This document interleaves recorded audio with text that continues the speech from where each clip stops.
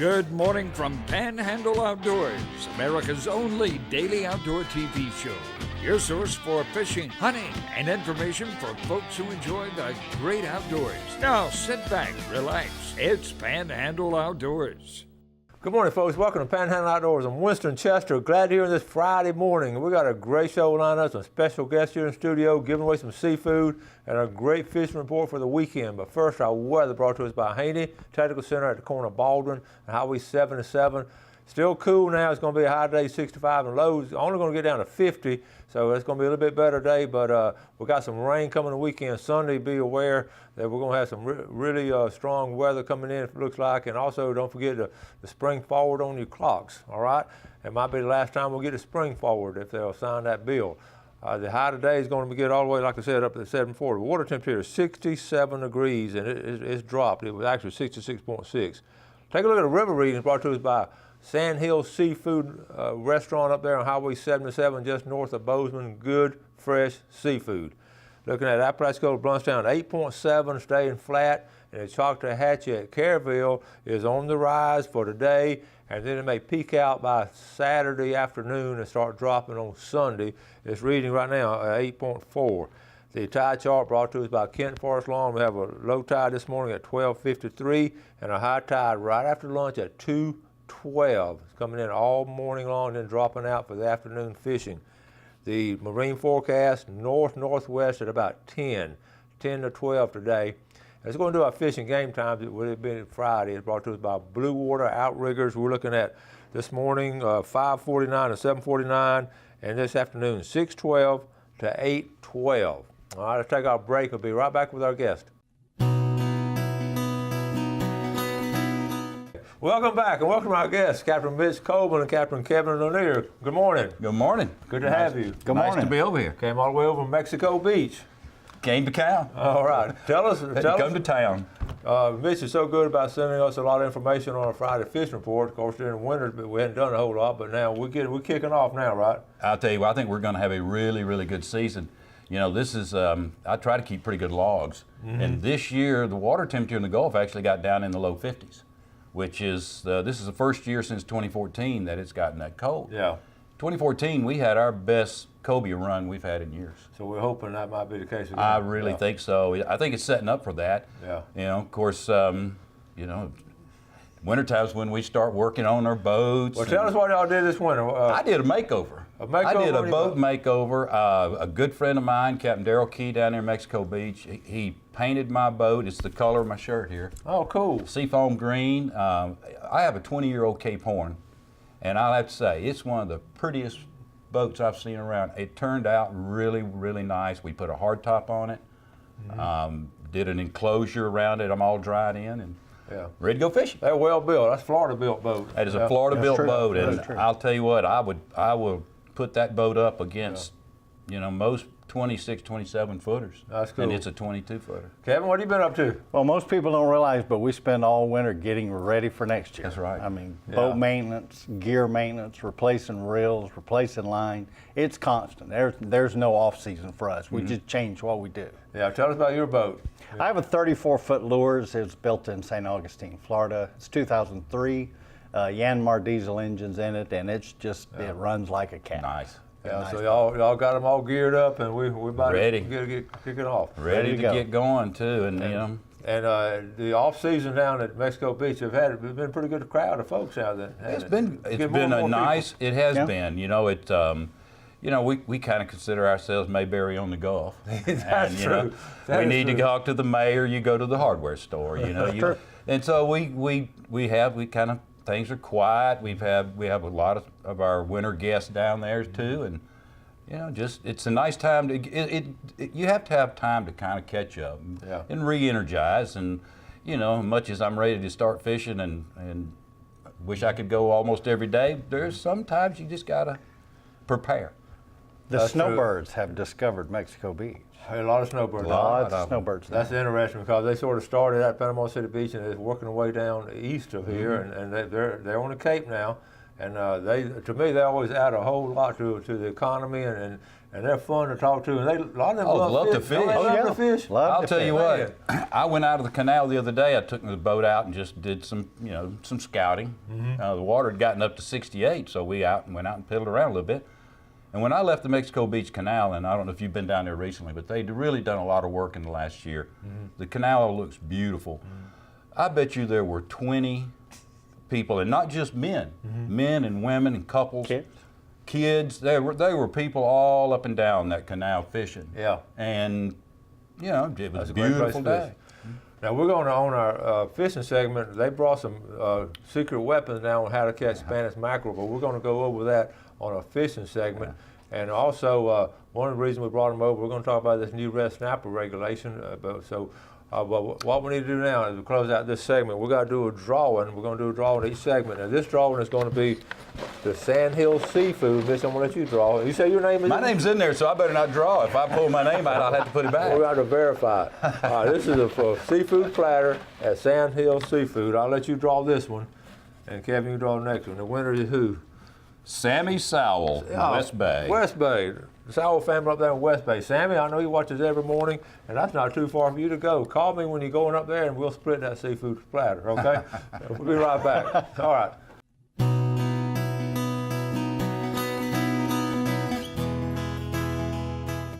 Okay, welcome back. This morning we're sitting here with Captain Mitch Coleman and Captain Kevin Lanier, and we got this secret weapon on how to catch Spanish this weekend, but we're going to talk about that in the last segment. Right now, we want to get to this situation here about the red snapper. It is an amazing fish. The fishery is amazing, and we had Travis on with FWC, and he gave us what the tentative rules are, but it has not been approved. It will be approved in April.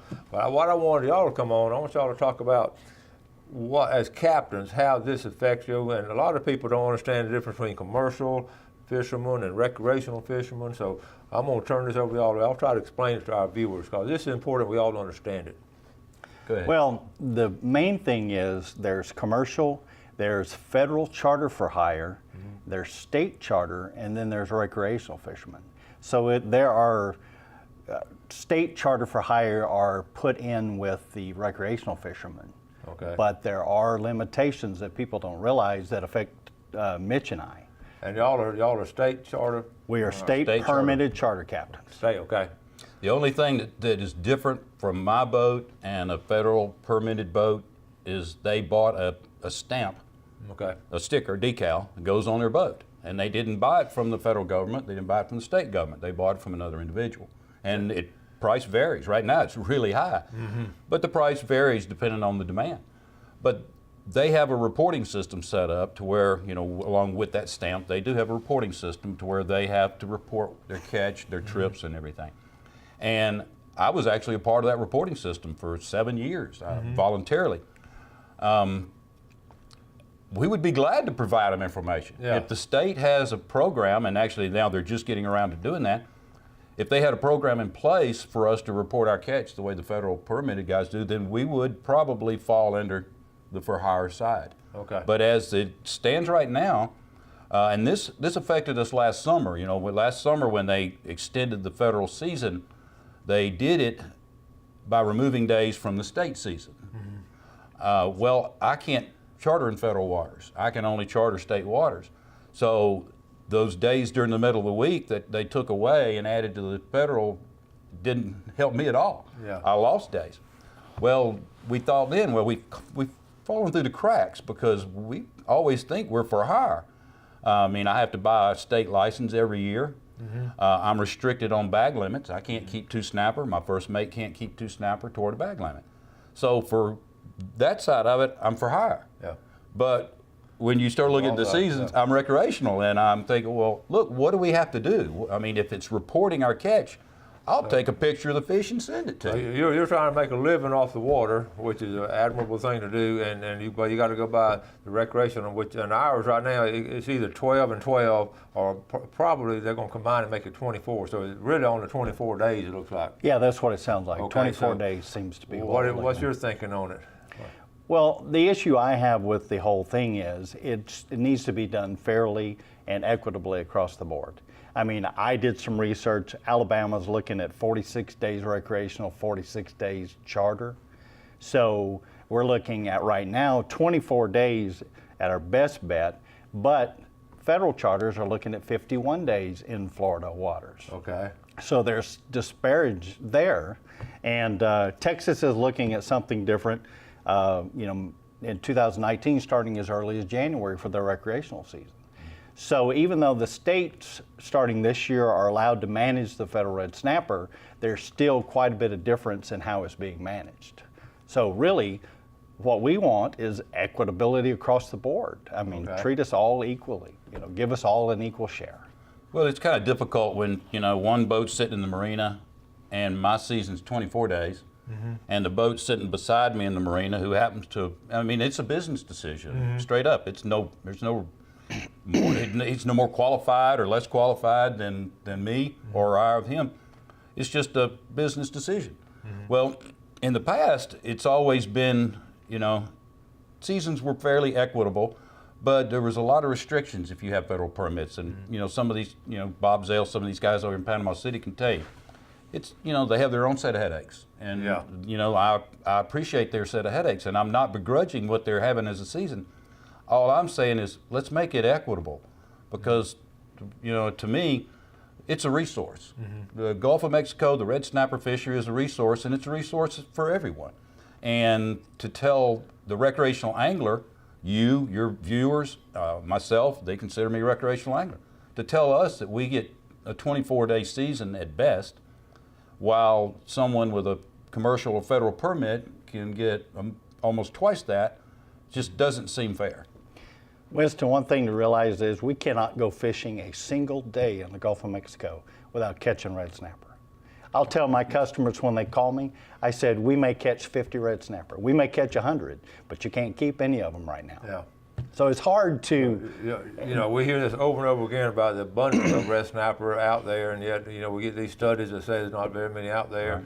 Right. And, we're just trying to provide information from all different sides and all, and this is y'all's view, and I can appreciate that y'all, if you're trying to make a living on 24 days out of the year, it's on difficult. red snapper. I know y'all do other things too, but I know the red snapper's always been the money fish.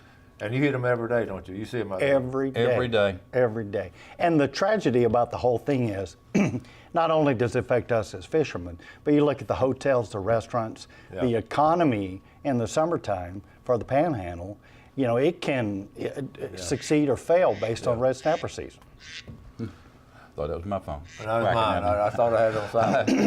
Well, I'll give you a great example there. I have a customer who comes the third week of June. He's a fireman in Georgia. He has to pick his vacation way ahead of time. So third week of June is his vacation because he wants to snapper fish. Okay.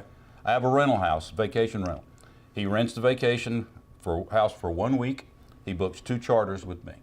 He called me 3 weeks ago to book his week and his days. And I had to tell him the season, right now, the season's going to end the second week of June. So he said, Mitch, I'm going to Gulf Shores. They'll have season. So he took his money that he normally spends in Mexico Beach, and he took it to Orange Beach. Yeah. And that's just a microcosm. You're looking at restaurants. I was eating in a restaurant in Mexico Beach last night, and I was telling the owners there, we're looking at a short snapper season. And they said, well, it will show up on our bottom line. And that's a restaurant that they don't even fish. Yeah. They eat fish, they cook fish, but it's going to affect everybody. It does have an effect. And not just in Mexico Beach and Panama City. From Pensacola to Carabel is where the big impact's going to be. And it's still a possibility it might be 12 and 12. But it looks like in April they're going to set it for 24. Yes. Yes. Is that what you? Well, the other thing I was going to say, if you look at the red snapper season and the way it's set up, we have unfortunately politicized our natural resource. Yeah. And that's the sad part. Yeah, that's true. Well, again, my thinking, if there's such a critical, shortage of these fish, then why are they sold commercially? Yeah. Let's make it a game fish like they did snook. Mm-hmm. There's no law that says that a restaurant in Kansas City has to have access to red snapper. That's true. But yeah, you're right. All right, we're going to do some more drawings, and we're going to, this is just an ongoing. It's almost like a saga. Really, year after year, and you get so much information, and you just don't know what's going on. And the last minute, sometimes they tell you, like that guy trying to make room. Well, that's hard to do when people are calling to try to schedule trips, and you say, well, I can tentatively put you on. Well, tentative is not going to do it when you're making your vacation plans. All right, let's go. How about a $20 gift certificate, Kevin. $20 gift certificate of Tarpon Dock Seafood. And Kevin drawing all the way from the bottom. I'm digging deep. He's looking for Mitch's name. All right, I got Nita Ivy from Sandy Creek. All right, Nita Ivy from Sandy Creek. All right. And speaking of red snapper, we're going to give one away right here. So pick one out for Red snapper time. And that's going to be Randy McElreath from Panama City Beach. So we got to spread out today. We're all over the place. We got them in West Bay, Sandy Creek, and Panama City Beach. All right. Let's take our break. We'll come back and talk about how to catch some Spanish mackerel.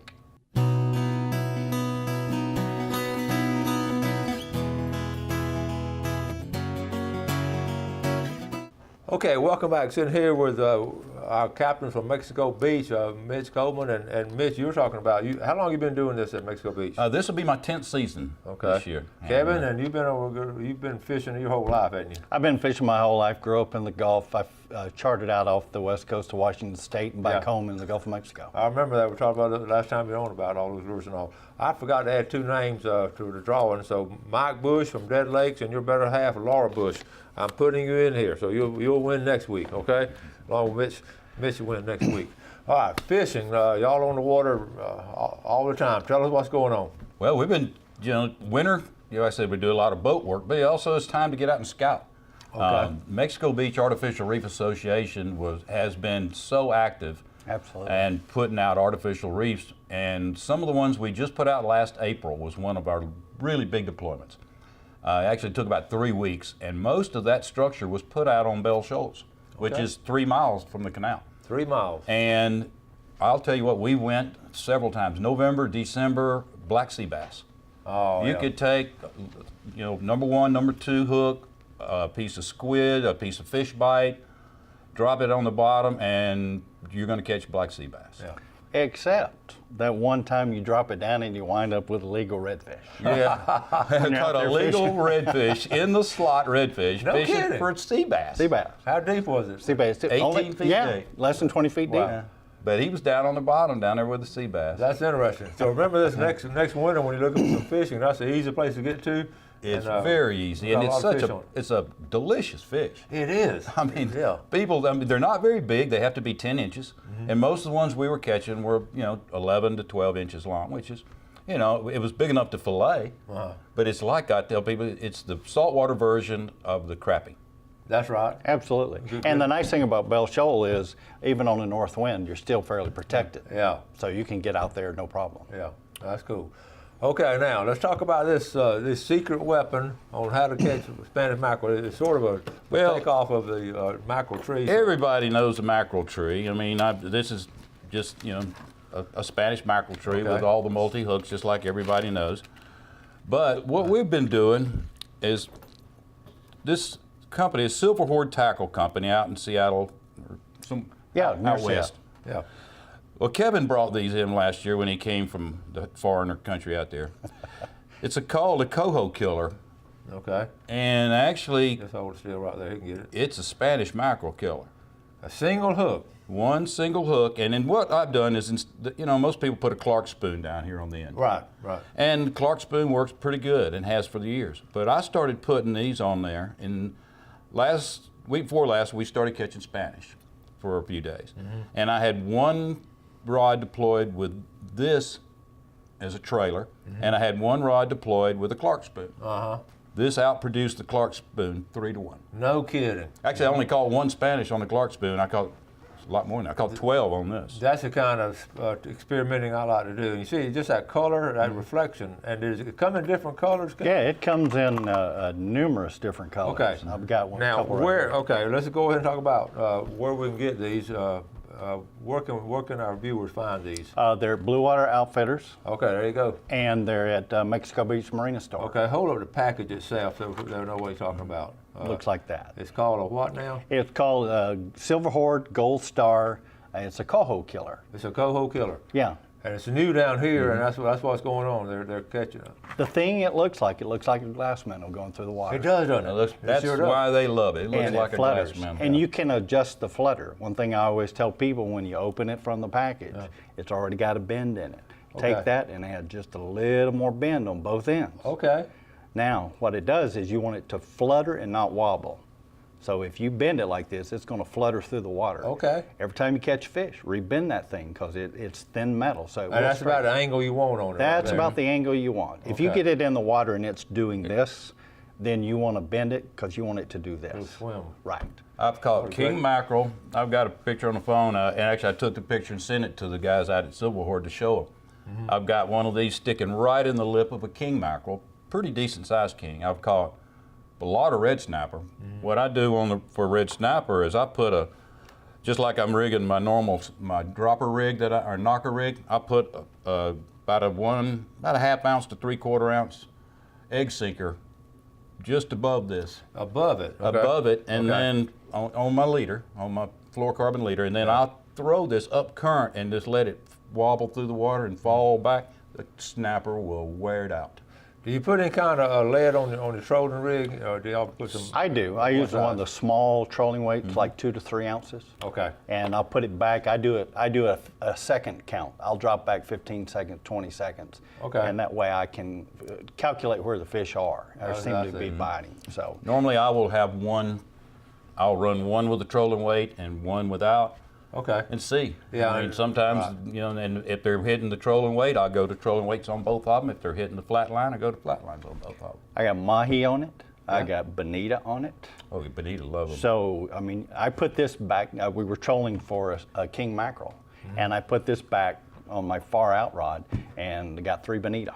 Oh, wow. That's cool. We're about to run out of time, guys. The Spanish are, they might be gone for a day or two, but they're going They probably moved out on this cold front, but they'll be back. In a couple of days, probably. Yeah, they were early anyway. Yeah. February was pretty early to be catching Spanish. But it was nice to see them while they were here, and they'll be back. All right, some good advice right there from the captains. Okay, thank you, Mitch, for coming on.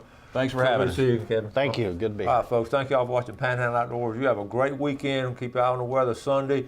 Enjoy the great outdoors. Do something good for your fellow man, and God bless.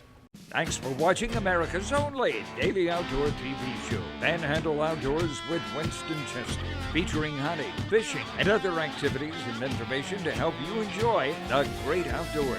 Join us next time for Panhandle Outdoors.